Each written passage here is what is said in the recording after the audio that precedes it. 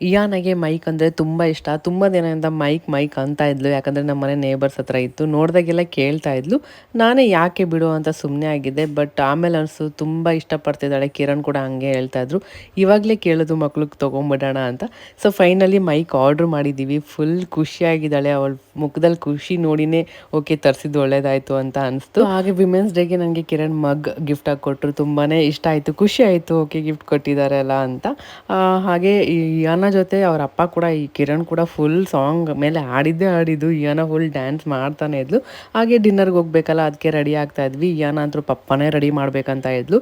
So finally ಡಿನ್ನರ್ಗೆ ಬಂದಿದ್ದೀವಿ. ಊಟ ಮಾತ್ರ ಮಸ್ತಾಗಿತ್ತು. ಬರೀ ಸ್ಟಾರ್ಟರ್ಸಲ್ಲೇ ನಾವು ಹೊಟ್ಟೆ ಫುಲ್ ಆಗಿಬಿಡ್ತು. ಜಾಸ್ತಿ ಏನು ಮೇನ್ ಕೋರ್ಸ್ಗೆ ಹೋಗಲೇ ಇಲ್ಲ. ಸೊ ಊಟ ಎಲ್ಲ ಮುಗಿಸ್ಕೊಂಡು ಇಯಾನಾಗೆ ಪಾಸ್ತಾ ಆರ್ಡ್ರ್ ಮಾಡಿದ್ವಿ. ಅದು ಖಾರ ಇರಲ್ಲ, ಪ್ಲೇನಾಗಿ ಚೆನ್ನಾಗಿರುತ್ತೆ ಅಂತ ಇಯಾನ ಪಾಸ್ತಾ ತಿಂದ್ಲು.